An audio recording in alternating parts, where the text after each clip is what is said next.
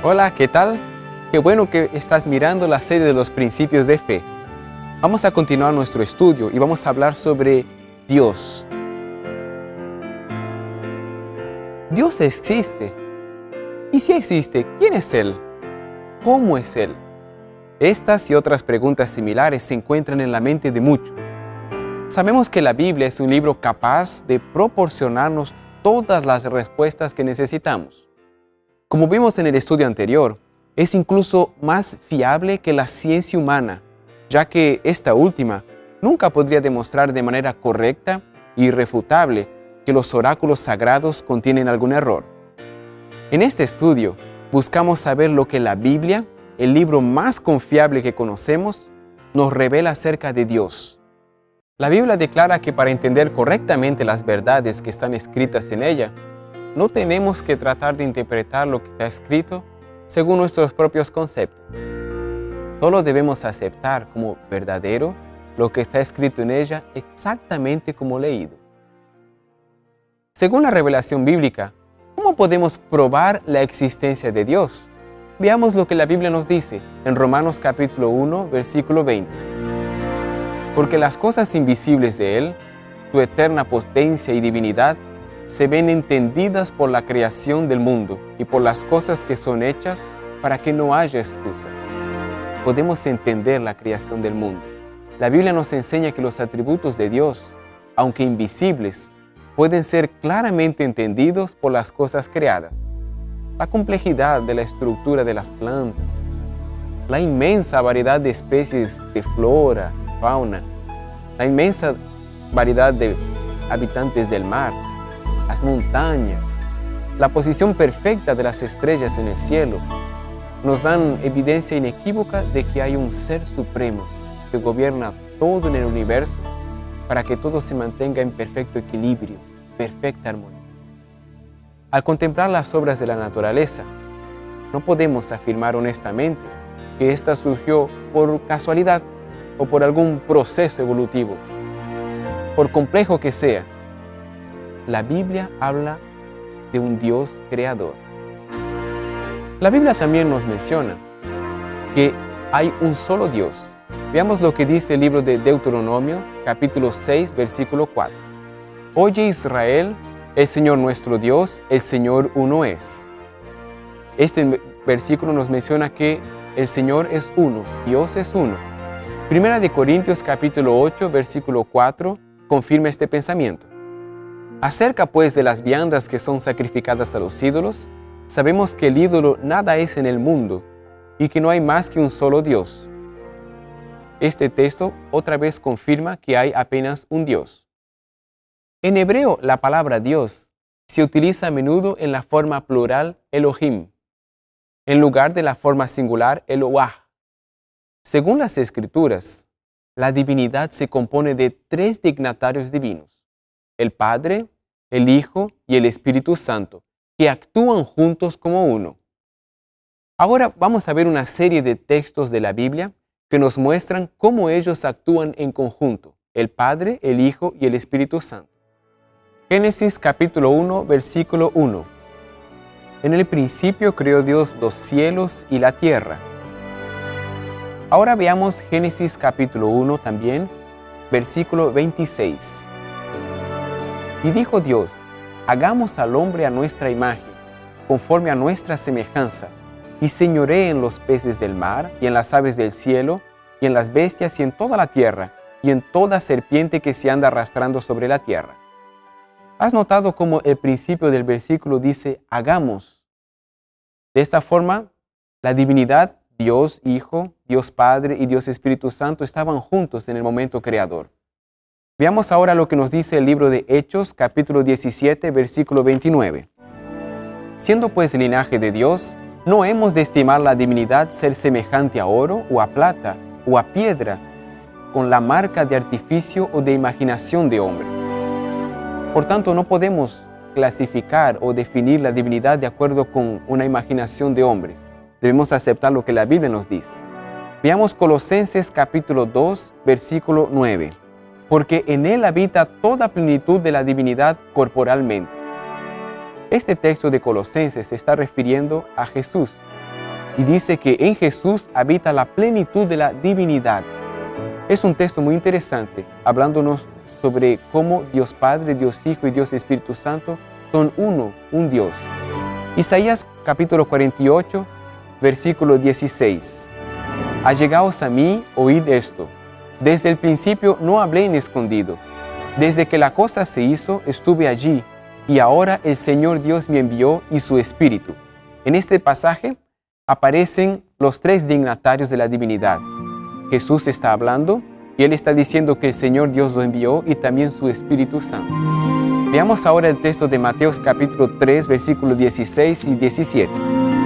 Y Jesús, después que fue bautizado, subió luego del agua, y aquí que los cielos le fueron abiertos y vio el Espíritu de Dios que descendía como paloma y venía sobre él. Y aquí que una voz de los cielos que decía: Este es mi Hijo amado, en el cual tengo contentamiento. Este versículo relata el bautismo de Jesús. En el bautismo de Jesús, la voz de Dios se hizo oír, el Espíritu Santo se hizo mostrar como una paloma y el Hijo Jesús estaba siendo bautizado. La divinidad entera estaba presente en este momento especial. Veamos ahora lo que nos dice Mateo capítulo 28, versículo 19. Por tanto, id y enseñad a todas las naciones, bautizándolos en el nombre del Padre y del Hijo y del Espíritu Santo. En este texto nuevamente encontramos la divinidad, los tres dignatarios de la divinidad juntos. La divinidad es compuesta por Dios Padre, Dios Hijo y Dios Espíritu Santo. Ellos son iguales en naturaleza, pero diferentes en función. En el plan de la salvación, Dios Padre es el que planea la misión. Es también el juez.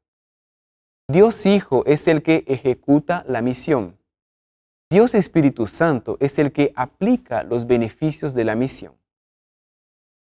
Ahora vamos a concentrarnos en el Dios Padre. ¿Cómo Dios se manifiesta? Existen algunos conceptos falsos sobre Dios. Por ejemplo, algunos piensan que Dios es un abuelo bonachón que se olvida de todo lo que el hombre hace. Otro concepto falso es que Dios es un policía celestial, siempre a la espera de que nos salgamos un poquito que sea del camino para castigarnos. Otro concepto falso es que se lo llama a Dios como el hombre de arriba. Algunos piensan de Dios como un ser divino que creó el universo, pero no tiene ni tiempo ni interés para involucrarse personalmente con la vida de las personas. Otro concepto falso que existe acerca de Dios es que Dios es un padre que abusa de su autoridad. El único padre que muchas personas conocen es una figura de autoridad que dirige con dominio y fuerza. Parece que esta clase de Dios se deleita en ver a sus hijos sufriendo. Porque si hay una tragedia, si un niño muere, si alguien tiene cáncer o si alguien se arruina económicamente, la gente dice, Dios lo quiso así. ¿Qué es lo que la Biblia dice acerca de Dios? Queremos saber el verdadero concepto de Dios. Veamos lo que nos dice 1 de Juan capítulo 4, versículo 8. El que no ama no conoce a Dios, porque Dios es amor. La palabra que mejor describe la naturaleza de Dios es amor. Aunque no es la única característica de su naturaleza, se destaca de todas las demás. Y es por la cual debemos juzgar todas las acciones de Dios en la Biblia. La mayor prueba del amor de Dios se encuentra en el libro de Juan, capítulo 3, versículo 16. Es el texto más conocido de la Biblia. Y dice así: Porque de tal manera amó Dios al mundo, que ha dado a su Hijo unigénito, para que todo aquel que en Él cree no se pierda, mas tenga vida eterna. El amor de Dios revelado en profundidad a través de enviar su Hijo al mundo. Ahora veamos lo que nos dice Romanos capítulo 8, versículo 32. El que aún a su propio Hijo no escatimó, antes lo entregó por todos nosotros, ¿cómo no nos dará también con Él todas las cosas? Vea qué interesante. Dios ofreció hasta su propio Hijo. Y ahora el apóstol pregunta, ¿cómo Dios que ofreció su propio Hijo no nos dará también otras cosas que necesitamos? Dios es un Dios de amor. Pero existen otros atributos de Dios. Por ejemplo, un atributo muy interesante que se encuentra en el libro de Apocalipsis, capítulo 4, versículo 8. Y los 4 animales tenían cada uno por sí 6 alas alrededor, y de dentro estaban llenos de ojos, y no cesaban día y noche diciendo, Santo, Santo, Santo el Señor Dios Todopoderoso, el que era, y que es, y que ha de venir. En un mundo malvado, rodeado de personas corruptas, capaces de engañar, robar, mentir, es maravilloso saber que Dios no es así. Él es santo y puro, totalmente incapaz de hacer el mal. Su santidad es parte de su naturaleza y por lo tanto, Él debe juzgar el pecado. Las personas que creen en un Dios como abuelito que perdona su error sin tener en cuenta que la paga del pecado es muerte, están muy equivocadas. La santidad de Dios exige consecuencias por el pecado. En otro estudio de esta serie, aprenderemos cómo alcanzar misericordia en lugar de juicio por nuestros pecados. Ahora vamos a analizar otro atributo del carácter de Dios. Malaquías capítulo 3, versículo 6. Porque yo Jehová no cambio, por esto, hijos de Jacob, no habéis sido consumidos. Dios es justo, esta es una de sus características más importantes. En un mundo de soluciones rápidas, donde a menudo la pregunta es ¿a quién conoces? O ¿cuánto tienes en la cuenta bancaria? En lugar de lo que es correcto. Es importante saber que no es así con el reino de Dios. Él siempre es justo y trata a todos por igual. Lo que es más importante, Dios no cambia. Él no nos envía un día una tragedia porque está molesto, o al otro día envía bendiciones porque se siente bien. Si su voluntad ha sido revelada a través de su palabra, siempre será la misma.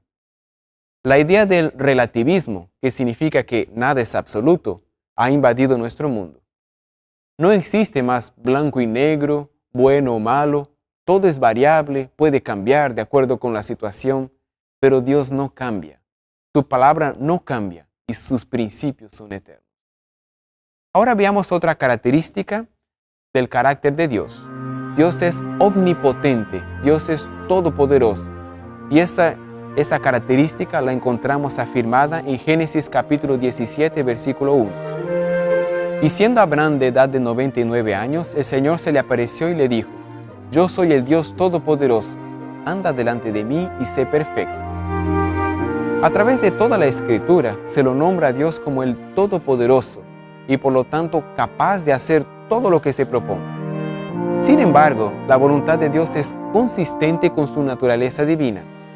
Él nunca usa su poder para hacer algo que contradiga su naturaleza. Y por lo tanto, hay ciertas cosas que Dios no puede hacer. Por ejemplo, el poder supremo de Dios siempre actúa dentro de los límites de su naturaleza y de su amor. Dios no puede pecar, ni puede ignorar el pecado en nosotros, ya que hacerlo sería negar su propia naturaleza. Otra característica de Dios es su omnipresencia, o sea, la capacidad de estar en todos los lugares al mismo tiempo. Esta afirmación se encuentra en Jeremías capítulo 23, versículos 23 y 24. Por ventura soy yo Dios de cerca solamente, dijo el Señor, y no Dios de lejos. Por ventura se ocultará alguno en esconderijos que yo no lo vea, dijo el Señor. ¿No lleno yo el cielo y la tierra?, dijo el Señor. Dios es omnipresente. Significa que Dios está en todas partes al mismo tiempo. Esa es una característica maravillosa de Dios. Otra característica de Dios es que Él es eterno. Esa afirmación está en Apocalipsis capítulo 1, versículo 8. Yo soy el Alfa y la Omega, principio y fin, dice el Señor, el que es y que era y que ha de venir, el Todopoderoso. Nuestras mentes no pueden entender algo que no tenga principio, pero si pudiéramos conocer todas las facetas de Dios, entonces Él no sería Dios. Alguien dijo lo siguiente, si Dios fuera tan pequeño como para ser entendido, no sería lo suficientemente grande como para ser Dios. Este Dios maravilloso es tu Dios, es mi Dios. Quiero hacerte una pregunta. ¿Qué experiencia has tenido con Dios en tu vida? ¿Te has desilusionado de Dios por alguna cosa terrible que ha acontecido en tu vida? Quiero decirte que Dios es amor y eso está manifestado en su palabra.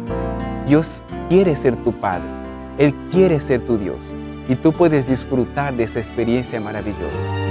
Dios quiere comunicarse contigo en este momento. Te invito a orar a ese Dios poderoso. Querido Padre que estás en el cielo, santificado sea tu nombre. Muchas gracias, Señor, por la bendición maravillosa de poder llamarte de Padre, porque podemos ser tus hijos. Vimos en tu palabra revelado las características de tu amor, las características de tu carácter, y nos quedamos sorprendidos por ese maravilloso amor que tienes por nosotros. Revélate a nosotros, Señor, y aceptamos como nuestro Salvador y como nuestro Señor. Te pedimos esto y te agradecemos en el nombre de Jesús. Amén. Tus obras te coronan como un halo de esplendor.